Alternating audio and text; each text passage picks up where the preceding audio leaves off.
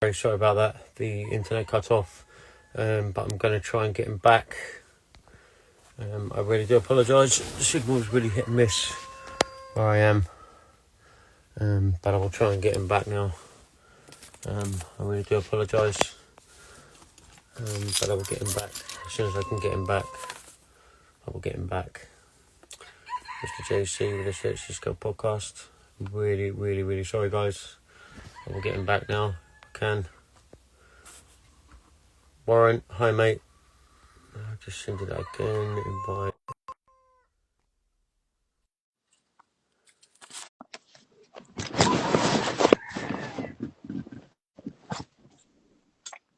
I'm with you, wherever you are.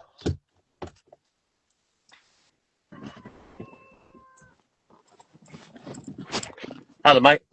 Yep, good. Is that better? It's better now. Yeah, you had a bad Sorry about that, connection. mate. The signal is really bad round this. See, when you live in the countryside in England, it's really bad. No, well, there's some pluses and minuses, but yeah, we're all good. We're all good. Yeah, what I was trying to say to you before was, can I read one of the questions from one of the fans to you? Cool. Of course you can. Far away, my friend. Far away. Right, someone's put, what was it like playing for your country back in the day? Oh, it's the biggest honour. When I was growing up as a young boy in East London, I was an Arsenal fan, so seeing Arsenal win at Wembley against Manchester United, Alan Sunderland scoring the winning goal in '79, maybe wanted to play in a cup final, and then seeing Brian Robson in the '82 World Cup score against France. Brian Robson was my hero.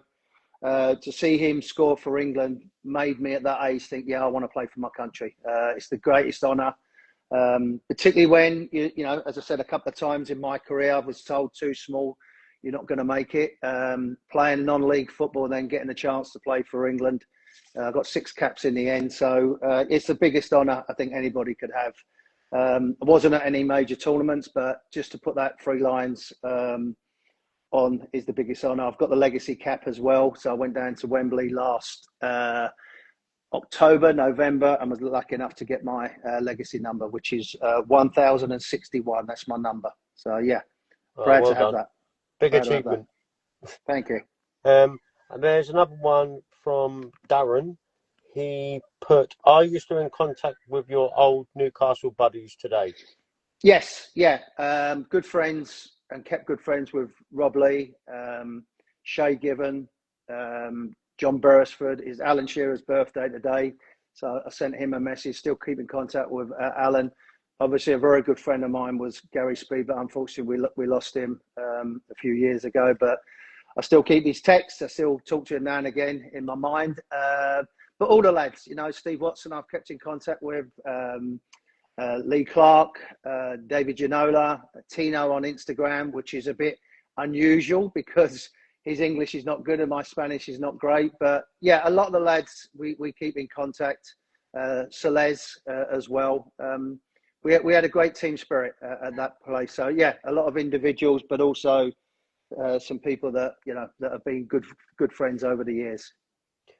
And then someone else put, Lisa put, what is the difference between English football and the American football side of things?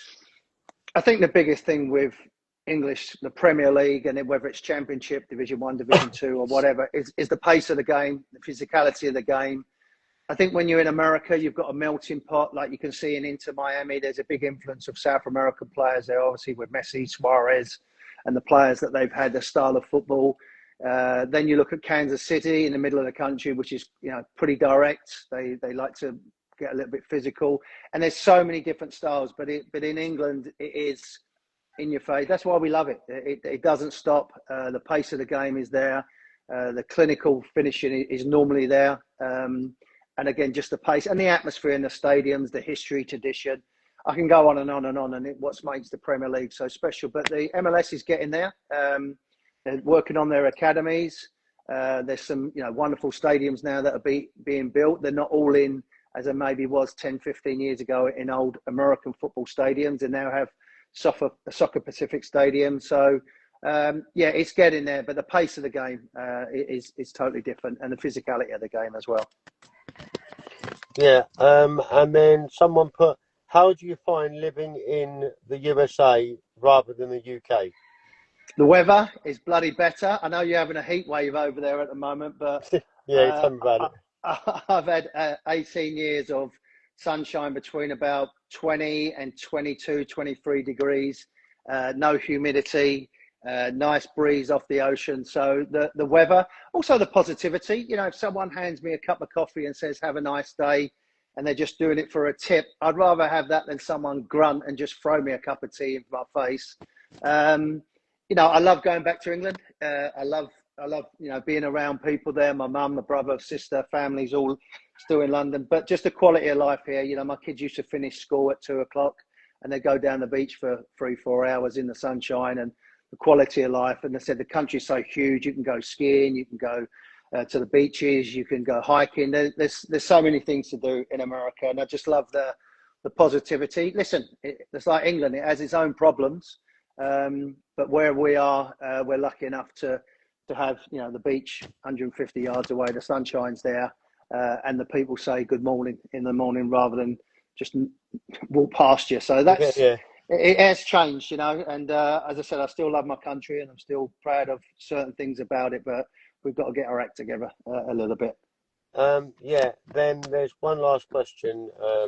Someone put, what did you do after your playing career ended? Well, I was lucky enough, I tell you, where I was coming towards the end of my career, but I was already involved in the PFA union. So I was on the committee. There was 12 players from all over the different leagues was on the committee. We used to meet once a month in Manchester. So I did that for nearly a decade. And then I got voted on to be the chairman for 2 years towards the end of my career.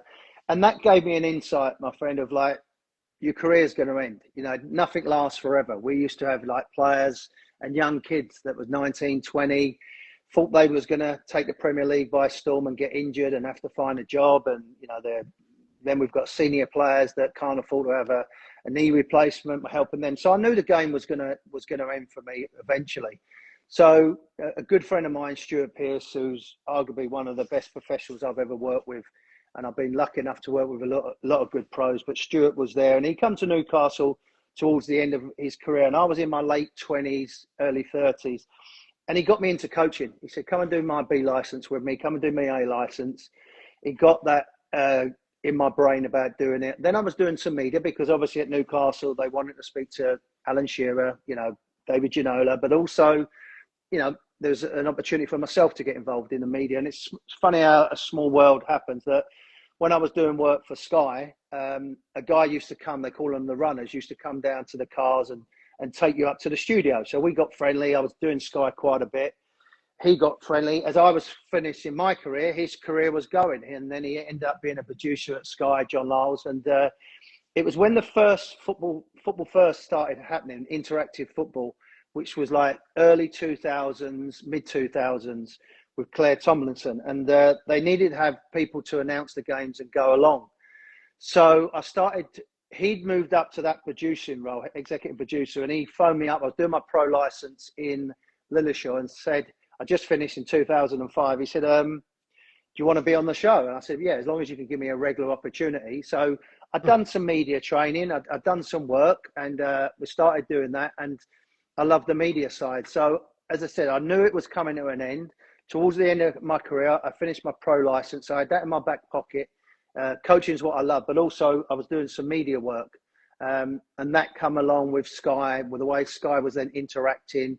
Football First program started, people calling games, people being in the studio. And it snowballed from there, really. And that what gave me the opportunity to come to Fox, because Fox is part of Sky.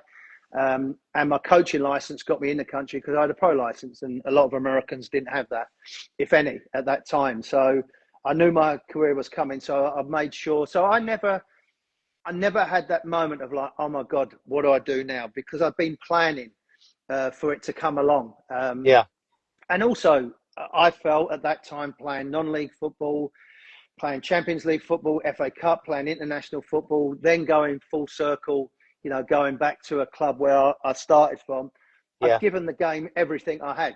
I'd given the game everything. So I had no more to give. So I was ready to call it a day and then look for the next chapter in my life. And I've been lucky because I know a lot of my friends have found it difficult because you're in employment that Saturday, and then the Monday morning, unfortunately, that's it. You're out of work, and you might have a little bit of money saved in the bank, but that soon goes, and you've got to start planning for the future. So I was lucky enough that I've kept myself busy, I've kept active, I've kept involved in the game because I love it.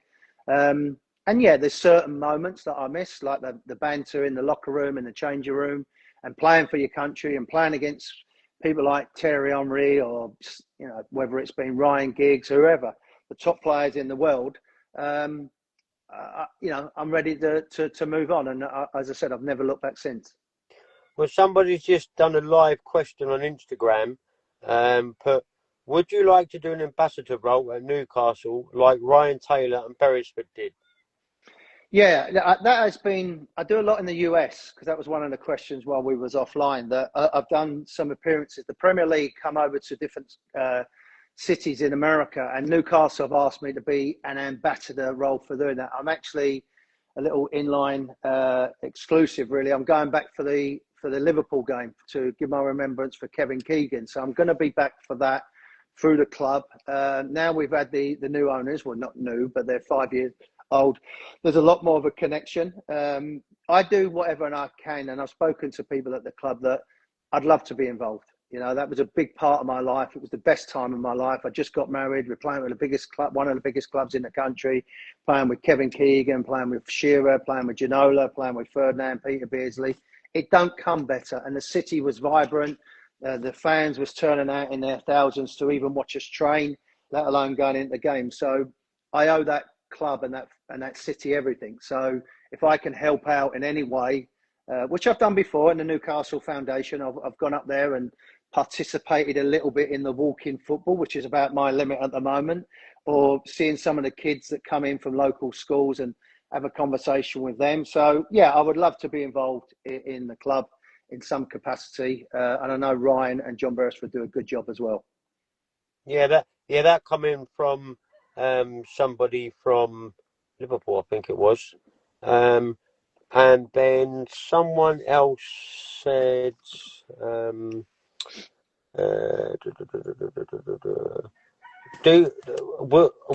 you ever coach in England? I'd love to have the opportunity. As I said, I finished my pro license in 2007.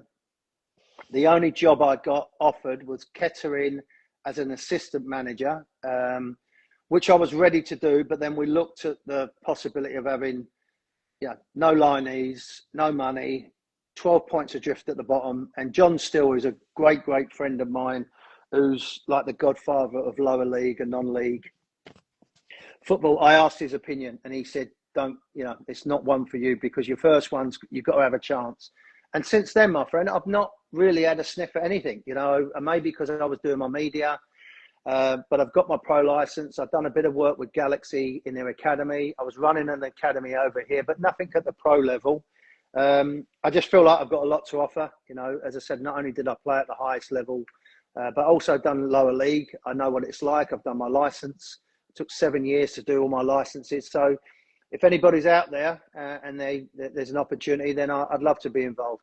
Yes, I love where I live and the lifestyle, but football's in my blood. And if the opportunity come along to be in England, then I'd think about it seriously. See, because where I'm based in a place called near Hastings in East Sussex. Yep. Right down the bottom, down the coast. And it was only a couple of years ago we had like Neville Southall, he was there. Mm-hmm. We had Razor Ruddock, he lives in the area. He's been doing some things with Hastings United, Ashford Town. They've been doing a lot of work down there. So we do attract you pros now and again, Yeah, and you know what it is. I think it's nice. You give your experience to the up and coming ones. You've lived it. You've done the trenches. You've been there. Yeah, and I think for someone like Neville and Neil Ruddock as well, you want to give something back. And we get to a stage in our life that we want to be active. We want to keep going. We want something to get out of bed for. And I think there's nothing better than giving young players advice. Particularly the two players you're talking about. How Neville was and how much they've they've played, and Razor as well was a great character. You know, many a time I've played against him. We're actually in the England set up together. So when it's great when I see that, when you have, you know, Big Duncan Ferguson was at a lower league team. I think Robbie Savage has been there. Kieran Dyer is at Southend.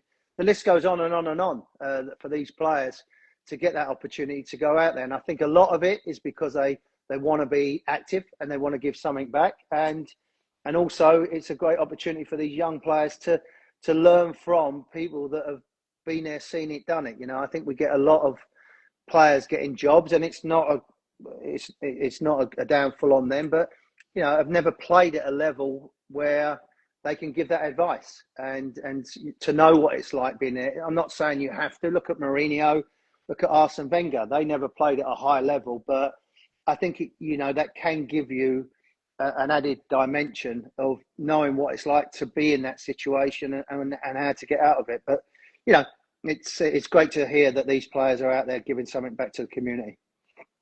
Yeah, and one last question from the fans from earlier. They put tell them more about your time with the Santiago football team, was it, or something? You done something? Yeah, there was a team called San Diego Flash, which is like a lower league team, like a Hastings, like a Dorking, that type of a team that. Lower level. So you have MLS, then you have the USL and USL 1 at the time, and then you had this 4-month league called NPSL. And in San Diego, Southern California, was a real hotbed of young kids that can play soccer. We're very close to the border of Mexico, so there was a real hotbed of young players coming up from Tijuana and in San Diego. So in 2009, 2010, we decided to put a league together, which only run for not only, but 3 or 4 months. They had the opportunity for college kids that wasn't playing in the summer, and also some good young players that are doing coaching for local teams that are, you know, 27, 28, 29. And we did that for 5 years. And, you know, we had to pay the referees, we had to pay the stadium, we had to put the nets up. It was very much all hands on. And I coached that with 3 other guys, local guys in the area, with all the local players, and it was brilliant, you know. And what's been great, it brought a lot of the kids together, and whether they was, you know, African players, Mexican kids, English kids, American kids, Italian kids, Brazilian kids, it didn't matter. We was all there together. We played. I had to wash the kit, bring it home, and do all that type of thing. My wife used to say I must be mad, but I was out there doing it. I loved it. We did it for 5 years. And we had a great go. And what's nice now, a lot of the players where they're 40, 41 have like got married, and the kids who they played against or played with in the team go to the weddings, go to their christenings. And there's a real, probably about 30, 40 players that still connect with each other that I know of, that are still good friends. So out of that group of players for 5 years that would never, ever have mixed together, have now got a community in San Diego where they coach. Some of them are in Dallas, some are on the East Coast, some of them have gone to college. One of them's at Tampa Bay Rowdies, coaching there. So it's given them an opportunity to do that. And I love doing it. We did it for 5 years. We had a bloody good team. We used to have some fun.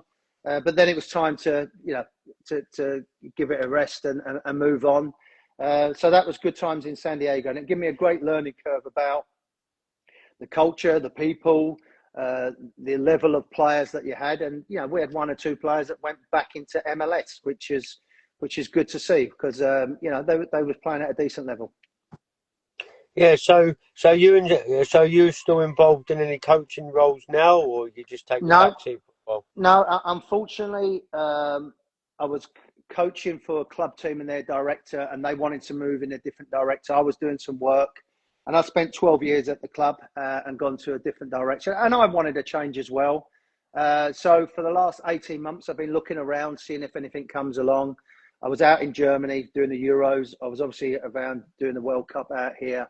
So I've kept myself nice and busy, but day-to-day coaching. I've spoken to San Diego Football Club numerous times, but nothing's happened there on the MLS scene. So yeah, I just have to keep plugging away and see what comes along. You see, I think you're like in a similar way to what I have to do, really. You just got to keep plugging away at it, plug it away, and eventually you'll just get snapped up eventually, you know? You hope when so. you look for it, it doesn't happen. When you don't look for it, it'll just come in your lap. exactly. So you just have to keep persevering. And I know, people doing different podcasts, people doing interviews. It's give them an opportunity to do different things where they would never ever have done that. Speaking to different people.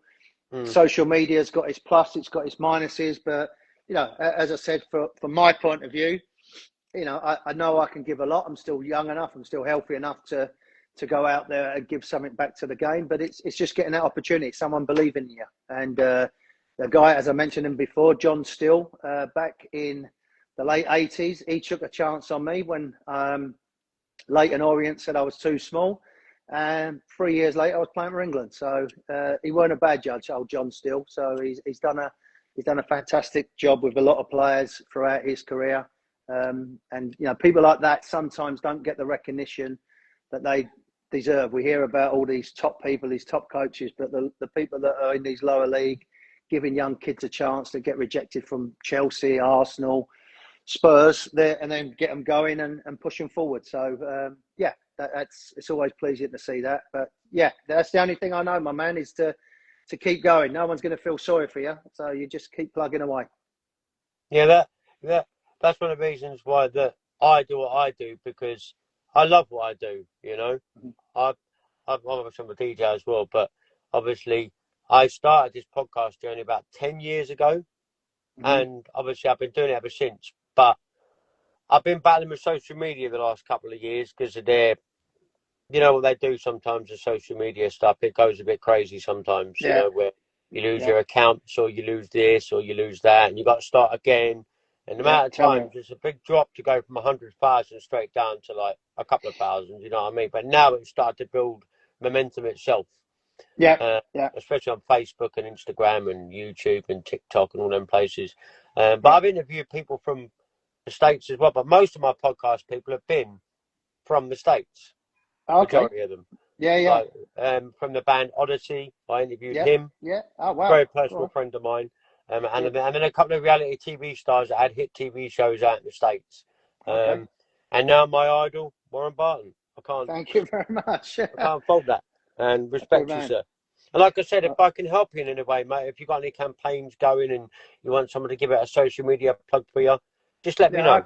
I appreciate that. And as I said, I know you do a lot of work behind the scenes for, the homeless people. Well, I just started a project up called Search and Discover Project. And what we do is we raise funds towards the homeless and people in needy all around the UK. And then we just give them funds to local charities, or we'll go and buy the food and give it to the homeless, or we'll donate food to the food banks, or we do stuff like that. But I'm doing it on my own person, just me. Yeah. But I get people to fundraise. I had someone fundraising me in Brazil last year. So I do different things like that, and I just want to try and help as many people as I can. That's why I get certain people on my podcast, because it'll help. Yeah. Well, hopefully this does, and is there anything I can do to help you out? It was a pleasure. I know it was a bit complicated at the beginning, getting all the links together. No, what it was is because here, just down the road, they're playing up with they're playing around with the broadband lines and stuff. Oh, right. If I go and sit in the car, I get a good signal in there. I got nothing. So I've had to go upstairs into the little office I've got, and it seems to be fine now. Yeah. But I didn't want to stay in here because it was so hot up here because of the weather. So I was like, I'm not a quitter. I thought, I'm not going to let Warren down. He's given up his time, and I appreciate it. I'm going to make sure I get him back on. And I've succeeded. And do you know what? It was a dream of mine to get an ex-pro footballer on my podcast, and you kindly accepted, which I appreciate. From the bottom of my heart, Warren, I appreciate it. Seriously, I do. And if I can help you in any way, mate, feel free. I can drop you my WhatsApp number after if you want. If you want to keep in contact, you can. Yeah, we will do. We will do. No, not a problem. And have you got anything else you want to add before I do one last question from someone? No, I'm all good, my man. I'm all good. Okay, so just one other question from somebody, and then I'll let you go, I promise. What's it like working for Fox Sport? It's wonderful. It's great. They really do look after you. We had people like Thierry Henry, Zlatan, Clarence Seedorf, Chicharito was part of our crew. So it was brilliant. We had a lot of fun. I've been with them now 18 years, and whether it's been Premier League, Champions League, Euros. It's been brilliant. So they're a great company. They pushed the game, and you know the game over here is getting bigger and bigger. And as I said, they've been magnificent for me. Okay. Well, I just want to say before you go, a big thank you, Warren. Thank you, buddy. Pleasure, my man. And what I'll do is I'll get this downloaded and then I'll send you a copy of the interview for you, so you've got it for yourself. And feel free to use it wherever you want. You're more than welcome. I will do. I will do, my man. Right, take care. I'll send it to you on email or something, yeah?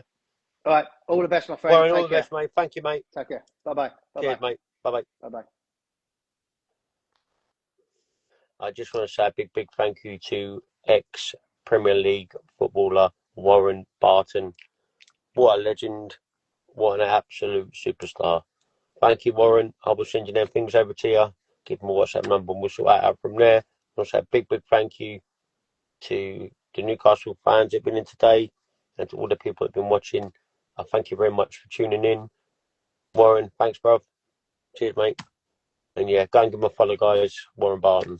Go and find him out on social media. Thank you, Warren. Cheers, mate.